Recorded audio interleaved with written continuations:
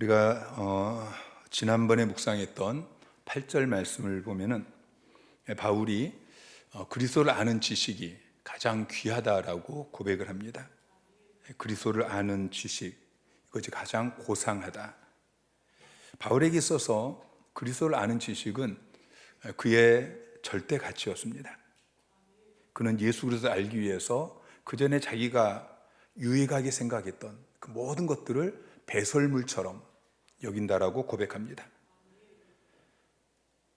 그 전에 그가 유익하게 생각하고, 그 전에 그가 가치 있게 여기고, 그 전에 그가 붙잡았던 그 모든 것들을 해로 여기고 배설물로 여기고 또 잃어버린다라고 고백하죠. 예수님께서 마태복음 13장에서 비유의 말씀을 하시는데, 특별히 밭에 감추인 보화를 발견한 사람, 그리고 값진 진주 하나를 발견한 사람이 그것을 얻기 위해서 자기가 가지고 있는 모든 것을 다 팔아서 그것을 샀다라고 고백하고 있는데, 바울의 고백이 그 고백입니다. 여러분, 이런 사람이 행복한 사람입니다. 이것만 있으면 된다. 이것을 얻기 위해서는 내가 모든 것을 희생할 수 있다. 이것만 얻으면 된다. 정말 자기의 모든 것을 헌신할 수 있는 그 가치에 붙잡힌 사람, 이 사람이 행복한 사람입니다. 근데 그런 가치를 발견하지 못하고 인생을 살아가는 사람은 불행한 사람인 것이죠. 자, 바울은 그리스도를 아는 지식이 가장 고상하다라고 이야기하고 있는데, 그러면 그리스도를 안다는 것이 무엇입니까? 안다라고 번역되어진 헬라어 단어가 기노스코라는 단어인데, 이 기노스코라는 단어의 의미는 경험적인 지식입니다. 배워서 아는 것이 아닙니다. 경험을 통해 아는 것이죠. 인격과 인격의 관계 속에서 얻어진 전인적인 지식. 그래서 머리로 아는 것이 아닙니다. 가슴으로 아는 것. 머리로는 납득이 되지 않고 이해가 되지 않는데, 때로는 마음으로, 때로는 몸으로 느끼는 것. 이것이 그리스도를 아는 것입니다. 욥은 이미 하나님을 잘 알고 하나님을 경외하는 사람이었습니다. 그런데 욥이 말할 수 없는 고난을 겪으면서 하나님이 어떤 분이신지를 체험하게 되어집니다. 그리고 그가 욥기 42장 5절에 고백하죠. 내가 주께 대하여 귀로 듣기만 하였사오나 이제는 눈으로 주를 배웁나이다. 그전에는 주님에 대해서 귀로 들어서 알았어요. 근데 고난을 통해서 하나님이 어떤 분인지 체험하고 나서 고백하길 내가 눈으로 주님을 배웠습니다. 어린아이들은 신기하게 자기 어머니를 정확하게 압니다. 다른 사람이 안으면 웁니다. 근데 자기 엄마가 안으면 너무 좋아하죠. 우리는 그 아이를 보면서 이 조그만 아이가 엄마를 안다라고 이야기하죠. 여러분, 그 아이가 엄마를 안다는 것은 무엇을 안다는 것입니까? 엄마의 나이를 압니까? 엄마의 이름을 압니까? 엄마의 무엇을 압니까? 그 아이는 엄마가 나를 사랑한다, 이걸 압니다. 엄마의 품이 안전하다, 엄마가 나를 보호한다, 엄마가 나를 공급한다, 이걸 아는 것이죠. 여러분, 내가 예수님을 안다는 것은 다른 게 아니에요. 주님이 나를 사랑하신다, 내가 주님께 있으면 안전하다, 주님이 나를 보호하신다, 주님이 나를 공급하신다. 여러분, 이것은 신학교에서 신학을 공부해서 아는 것이 아닙니다. 경험을 통해서 아는 것이죠. 주님을 더욱 알기 원하네. 나 주님을 더욱 알기 원하네. 내 마음 다해 내 평생의 소원, 내 주님 한 분만 간절히 알기 원하네. 여러분 안에 그 갈망이 있기를 원합니다. 내 주님을 더욱 알기 원하는 그것이 내 평생의 소원이 되기를 소망합니다. 자, 바울이 그리스도를 알려고 했을 때에 주님에 대해서 무엇을 알려고 했습니까? 바울은 다른 것이 아니고 예수 그리스도에게서 가장 중요한 핵심, 그것은 십자가와 부활입니다. 그래서 오늘 우리가 읽은 10절, 11절에 십자가와 부활에 대해서 이야기하고 있죠. 10절 말씀을 보면은 내가 그리스도와 그 부활의 권능과 그 고난의 참여함을 알고자 하여. 자, 그리스도를 아는 지식이 가장 고상하다, 그렇게 고백하고 바로 이어서 바울이 이야기하고 있는 것은 내가 무엇을 알려고 한다? 내가 그리스도와 그 부활의 권능과 그 고난의 참여함을 알려고 한다라고 이야기하고 있어요. 부활의 권능, 그리고 고난의 참여함. 고난에 참여하는 것은 십자가를 이야기합니다. 우리는 보통 십자가 부활 그렇게 이야기하죠. 근데 바울은 십자가 부활이 아니고 부활의 권능 그리고 고난의 참여함, 거꾸로 이야기하고 있어요. 그러니까 바울에게 있어서 더 중요한 것은 부활의 권능이에요. 부활이 중요하고 부활이 핵심이라는 것이죠. 여러분, 예수님을 알려면 부활에서부터 시작해야 돼요.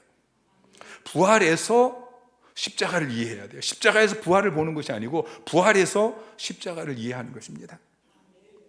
바울은 십자가를 고난이라고 표현하고 있어요. 그리고 부활은 권능이라고 표현하죠. 여러분, 부활의 권능이 무엇입니까?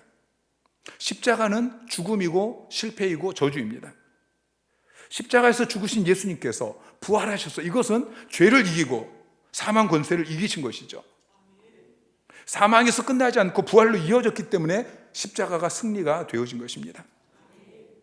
우리가 부활의 권능을 알고 체험한다는 것은 죄를 이기고 세상을 이기고 사망 권세를 이기고 모든 문제를 이기는 삶을 사는 것을 의미하는 것이죠. 오전에도 잠깐 말씀을 드렸지만 누가 병이 나았다라는 것을 내 귀로 들어서 아는 것이 아니고 내가 주님을 의지하고 주님 앞에 나아가고 주님이 나를 만지시고 주님이 내 병을 고쳐주시는 이 경험을 통해서 아는 것입니다. 자, 그러면 그 부활의 권능을 어떻게 체험할 수 있습니까? 십자가의 고난을 통해서 부활의 권능을 체험할 수 있는 것입니다. 그래서 10절 말씀을 다시 한번 보면은 그 부활의 권능과 그 고난의 참여함을 알고자 하여. 그래서 어떻게 합니까? 부활의 권능과 고난의 참여함을 알고자 해서 그의 죽으심을 본받는다고 이야기하고 있어요. 어떻게 해서든지 죽은 자 가운데서 부활에 이르려 한다라고 이야기하죠. 그의 죽으심을 본받아. 여러분, 부활하기 위해서는 먼저 죽어야 됩니다. 죽지 않으면 부활할 수가 없는 거예요.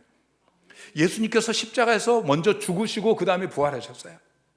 그래서 바울은 그의 죽으심을 본받기를 원합니다. 그래서 죽은 자 가운데서 부활에 이르기를 원하는 것이죠.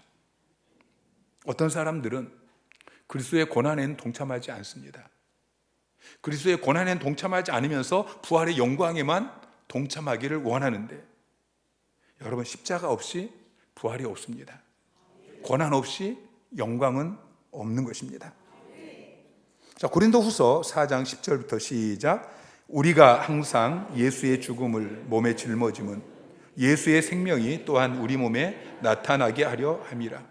우리 살아있는 자가 항상 예수를 위하여 죽음에 넘겨짐은 예수의 생명이 또한 우리 죽을 육체에 나타나게 하려 함이라. 아멘. 자, 바울은 고백해. 우리가 항상 예수의 죽음을 몸에 짊어짐은 예수의 생명이 우리 몸에 나타나게 하려 함이라. 먼저 예수의 죽음을 우리 몸에 짊어져야, 우리가 십자가에서 죽어야 예수의 생명이 우리 몸에서 나타나는 거예요. 우리 살아있는 자가 항상 예수를 위하여 죽음에 넘겨짐은, 자, 예수를 위해서 죽음에 넘겨지고 나니까 예수의 생명이 우리 육체에 나타나게 되어지는 것입니다. 여러분, 십자가의 죽음이 무엇입니까? 빌립보서 2장 6절부터 8절은 십자가의 죽음에 대해서 이렇게 설명하고 있어요. 자, 시작.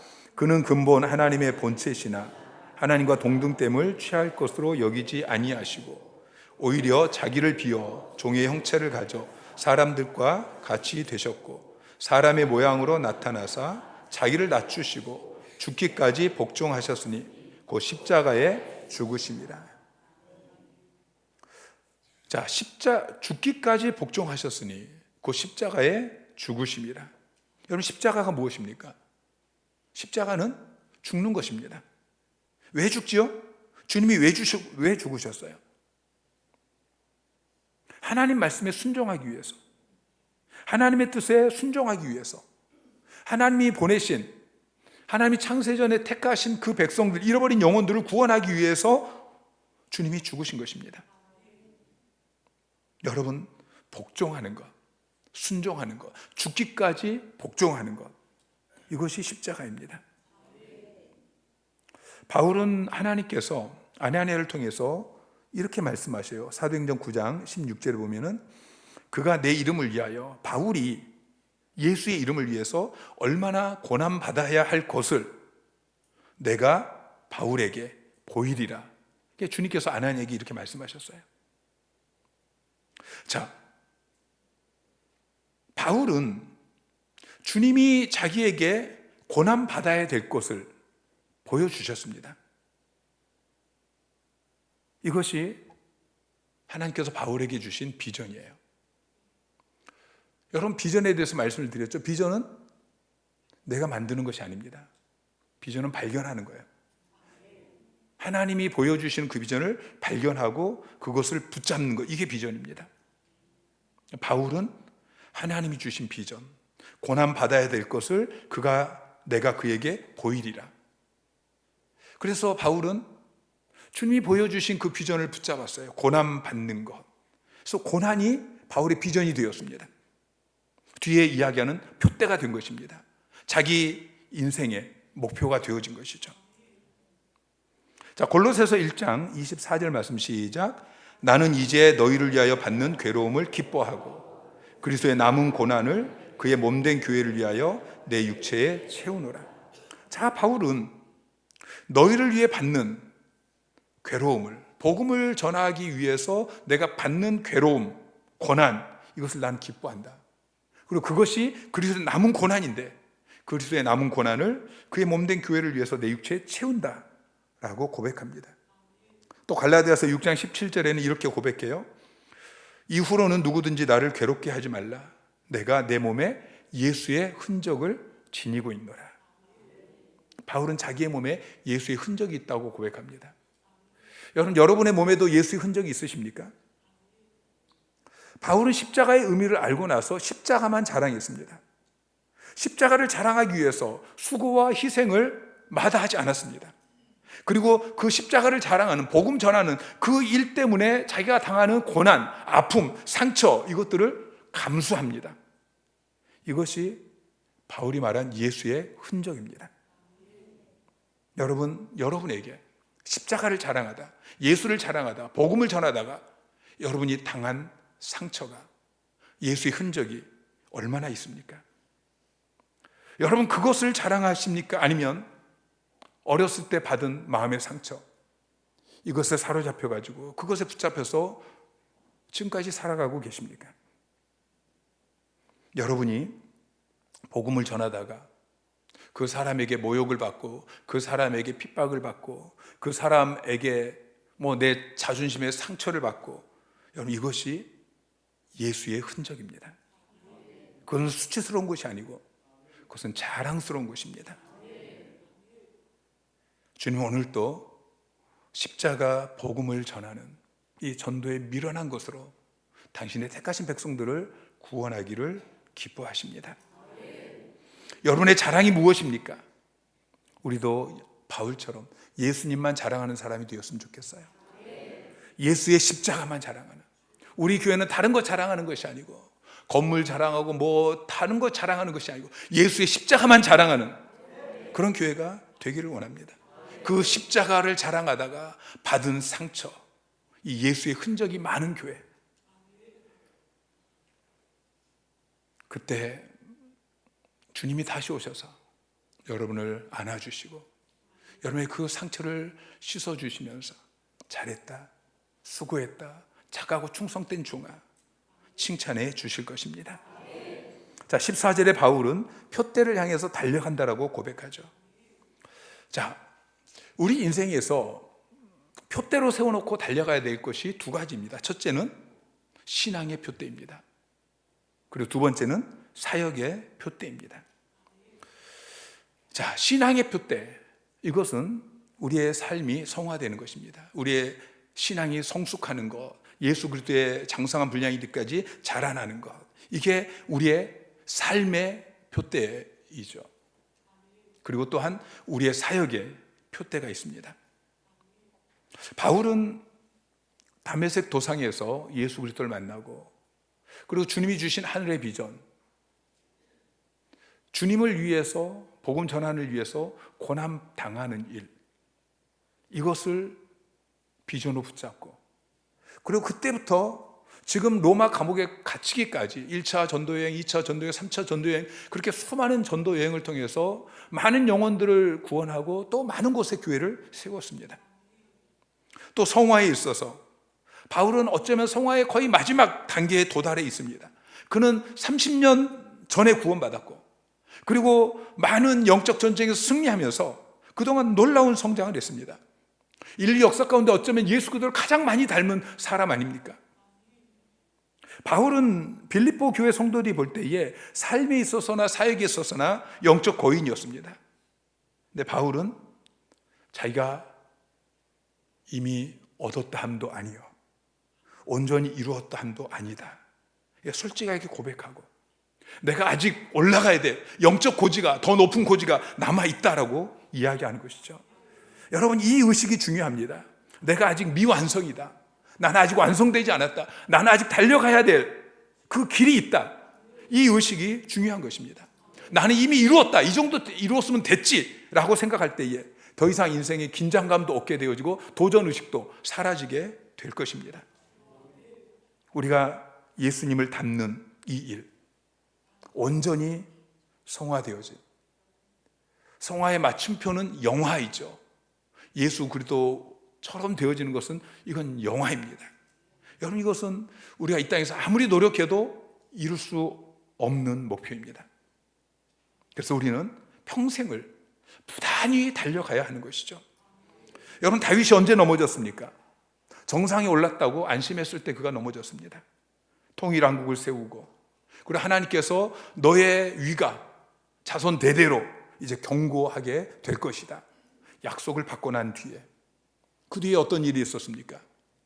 이스라엘은 블레셋과 전쟁하러 나아가고, 다윗은 그 전쟁터에 그 전까지는 나갔어요. 그런데 이제 다 이룬 것처럼 전쟁터에 나가지도 않고, 자기 부하들은 전쟁을 하고 있는데 다윗은 한가롭게 옥상 위를 거닐다가 바세바가 목욕하는 것을 보고 유혹에 빠져서 넘어지지 않았습니까? 여러분, 신앙에는 은퇴가 없습니다. 세상 사람들은 어느 정도 일을 하고 그러고 나서 은퇴하고 이제는 한가롭게 여행 다니고 레저하고, 그러나 신앙의 세계는 은퇴가 없다는 것을 기억하시기 바랍니다. 세계에서 제일 가는 음악가로 성장한 정경화, 정명화, 정명훈, 이분의 어머니가 이원숙 여사인데, 그분이 그동안 7남매를 잘 키우고 이제 65세가 되었습니다. 65세가 되어져서 자녀들을 다 뒷바라지 잘하고 다 성공시키고, 그러고 나서 65세가 되어서 이제 내가 무엇을 해야 될까? 그분의 회고록에 보면 이렇게 적혀 있습니다. 겨우 이제 65세인데 무엇을 할까 하다가 신학을 공부하기로 했습니다. 그러면 10년은 넘게 복음을 증거할 수 있겠다 생각한 것입니다. 그래서 지금 목사가 되어 영혼 구원에 전념하고 있습니다. 여러분, 얼마나 멋있는 이야기입니까? 남들 같으면 65세, 그동안 애들 뒷바라지 하느라고 그렇게 자기 인생을 다 쏟아부었는데 이제는 내 인생 살아야지, 그러면서 이제 은퇴하고 여행 다니고.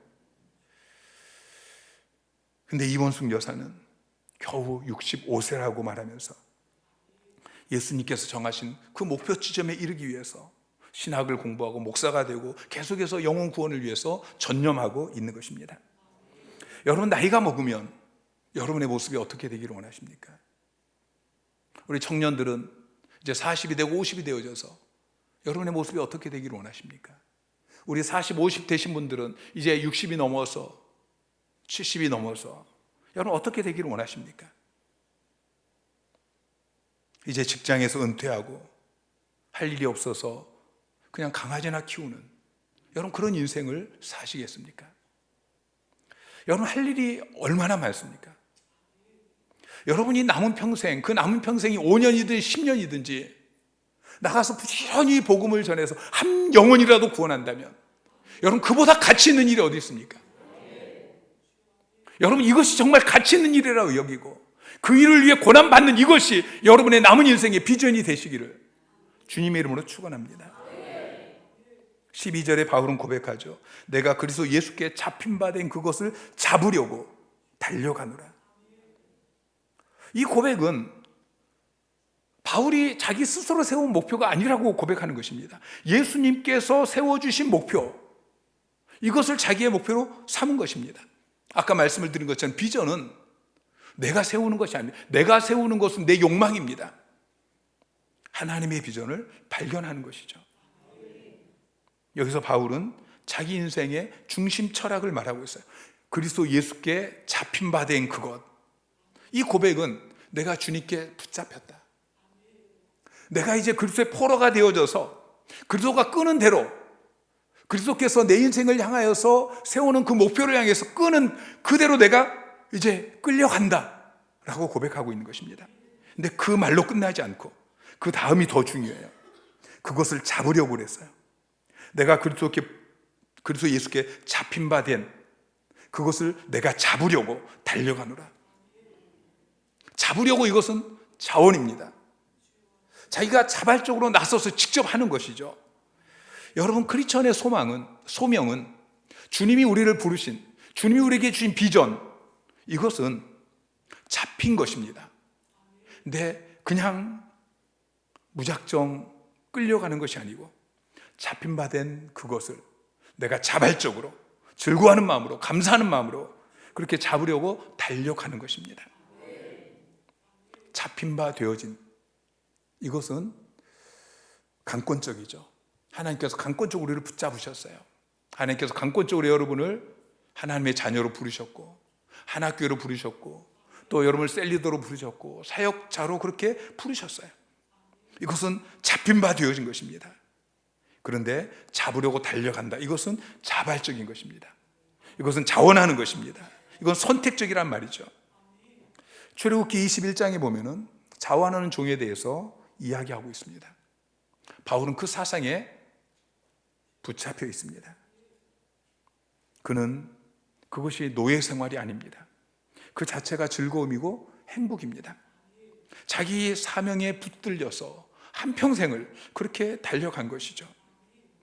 자, 출애굽기 21장 5절 6절 말씀 시작. 만일 종이 분명히 말하기를 내가 상전과 내 처자를 사랑하니 나가서 자유인이 되지 않겠노라 하면 상전이 그를 데리고 재판장에게로 갈 것이요 또 그를 문이나 문설주 앞으로 데려고 그것에다가 송곳으로 그의 귀를 뚫을 것이라. 그는 종신토록 그 상전을 섬기리라. 자, 출애굽기 21장 말씀은 지금 종에 대한 그런 법입니다. 자, 종은 6년 동안 종사를 합니다. 이때는 자유가 없어요. 주인이 시키는 대로 해야 됩니다. 근데 7년째에 종이 자유를 얻게 되어집니다.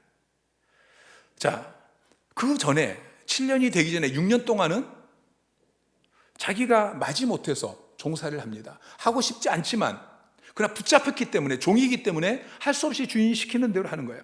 그런데 7년째에 이제는 자발성이 요구가 되어집니다. 5절 6절에 이렇게 이야기하죠. 종이 주인에게 이야기합니다. 내가 상전과 처자를 사랑하니 내가 이제는 주인을 떠나지 않고 영원히 주인의 종이 되겠습니다. 그러면서 이제 주인이 그를 데리고 문설주로 가서 그 종의 귀를 문설주에 대고 구멍을 송곳으로 뚫습니다. 자, 그 이야기는 이제는 내가 다른 이야기 듣지 않고 주인의 말만 듣겠습니다. 주인에게 절대적으로 순종하겠습니다. 그런 의미입니다. 그럼 그때부터 그 종은 이제 영원히 종이 되는 것입니다. 이 종을 자원하는 종이라고 이야기합니다. 그 종은 자유를 얻을 수 있음에도 불구하고 자기의 자유를 내려놓고 이제 자원하는 종이 되었습니다. 우리가 신앙생활을 할 때에 처음에는 붙잡혔습니다. 주님이 우리를 붙잡혀서 우리가 교회에 나오게 되어졌고 처음에는 그냥 의무적인 종사를 합니다. 교회 나오는 것이 때로는 힘듭니다. 재미없습니다. 그래도 교회 나오지 않으면 벌 받을 것 같아서, 주일 성수하지 않으면 괜히 여행 갔다가 사고라도 날 것 같아서, 그런 불안감 때문에 종으로 교회 나왔습니다. 종으로 교회 안에서 일을 하는 것이죠. 이것은 6년 종살이를 하는 것입니다. 근데 주님이 우리에게 원하시는 것은 자발성입니다. 이제는 자발적으로 내가 주인을 사랑하기 때문에, 그래서 주일 성수를 할 때 오는 여러 가지 불합리한 것들이 있지만, 손해가 있지만, 어려움이 있지만, 그러나 내가 그것을 다 감수하고 주님을 따르겠습니다. 이 자발성은 사랑과 관계가 있습니다. 종이 이야기하죠. 내가 주인을 사랑해서 이제 영원히 당신의 종이 되겠습니다. 옛날에는 주인과 종의 관계였습니다. 그런데 이제는 사랑의 관계가 된 것입니다. 주인을 사랑하기 때문에, 주인이 나를 사랑한 걸 알고, 그래서 나도 주인을 사랑하고, 이제는 내가 주인께 내 생명을 바쳐서 충성하겠습니다. 이것이 권리 양도입니다. 마지막으로 달려가노라 라고 고백하죠. 이 달려가노라, 이 단어의 원어의 뜻은 온 몸을 앞으로 기울이고 그렇게 달려간다는 의미입니다. 올림픽 경기를 보면은 100m 달리기 할 때에 이제 출발선에 선 그 선수의 모습을 여러분 아시지 않습니까? 몸을 앞으로 하고 탕 소리만 나면은 그때부터는 이렇게 달려가는 사람은 없어요. 몸을 앞으로 하고 그렇게 달려가는, 여러분 이것이 우리가 달려가야 될 모습인 것입니다. 왜 달려갑니까? 왜 표대를 향해서, 왜 삶의 표대, 사역의 표대, 이것을 놓고서 우리가 달려갑니까? 여러분 어차피 우리는 죽으면 지옥 가지 않습니다. 우리는 죽으면 천국 갑니다. 어차피 죽으면 천국 갈 건데 왜 이 땅에서 그렇게 달려가야 될까요? 성화, 어차피 성화는 우리가 이 땅에서 이룰 수 없습니다. 바울처럼 그렇게 되는 것이 쉽지가 않죠. 그리고 결국 부활할 때 우리는 영화로운 구원을 얻게 될 것입니다. 우리가 이 땅에서 어떤 모습이든지 주님 다시 오시는 그날 우리는 주님의 그 영광스러운 모습으로 변화되어질 것입니다. 영화로운 구원을 얻게 될 것입니다. 그런데 왜 우리가 지금 이렇게 달려가야 됩니까? 적당히 살아도 되지 않겠습니까? 바울은 14절에 부름의 상을 위하여 달려간다고 고백합니다. 여러분 우리가 이 땅에서 달려가는 그것에, 그것이 헛수고가 아닙니다. 상이 있습니다. 그리고 그 상을 위해서 우리가 달려가는 것이죠. 여러분 무엇을 바라보면서 달려가고 계십니까? 이 땅에서 사람들의 칭찬을 바라보며 달려가지 마십시오. 사람들이 비난하기 때문에 달려가지 마십시오. 세상 사람들은 몇 년 준비해서 몇 년을 써먹습니다. 초등학교부터 대학까지 그렇게 한 16년 그렇게 준비해서, 또 의사나 판사나 이런 사람들은 그 뒤에도 또 몇 년 더 그렇게 준비해서, 그래서 한 30년 써먹습니다. 근데 바울은 몇 년 준비해서 몇 년 써먹는 그것이 아니고 이 땅에서 평생 준비해서 저 천국에서 내가 영원히 써먹겠다, 그렇게 고백하는 것이죠. 여러분 우리의 본향은 이 땅이 아닙니다. 우리는 잠시 이 세상을 지나가는 나그네입니다. 여러분 이 세상은 다리와 같습니다. 지혜로운 사람은 다리를 지나다가 좀 힘들다고 거기 주저앉아서 거기에 집을 짓지 않습니다. 우리는 이 세상이라는 다리를 통과하지만 이 위에 우리가 영원히 살 집을 지어서는 안 되는 것입니다. 우리는 본향을 향해 나아가는 나그네이기 때문입니다. 우리의 집은 어디에 지어야겠어요? 저 천국에 지어야 합니다. 주님께서 우리가 영원히 거할 처소를 준비하기 위해서 먼저 가셨습니다. 주님께서 우리에게 이렇게 말씀하셔요. 요한복음 14장 2절에 보니까 내 아버지 집에 거할 곳이 많도다. 그렇지 않으면 너에게 일렀으리라. 내가 너희를 위하여 거처를 예비하러 가노니. 주님께서는 여러분이 거할 거처를 준비하기 위해서 가셨습니다. 그리고 여러분이 이 땅에서 보내는 재료를 가지고서 지금도 여러분이 영원히 거할 거처를 준비하고 계십니다. 우리 주님 다시 오십니다. 잠깐 오면 우리 주님 다시 오십니다. 그때 우리의 이 나그네 삶 끝나게 될 것입니다. 그날에 선한 싸움을 싸우고 달려갈 길을 마치고 믿음을 지킨 자는 칭찬받게 될 것입니다. 의의 면류관을 얻게 되어질 것입니다. 그래서 우리는 그날을 사모해야 됩니다. 초대교회 성도들이 아멘 주 예수여 어서 오시옵소서 그렇게 사모하며 기도했던 것처럼 우리도 그렇게 기도해야 합니다.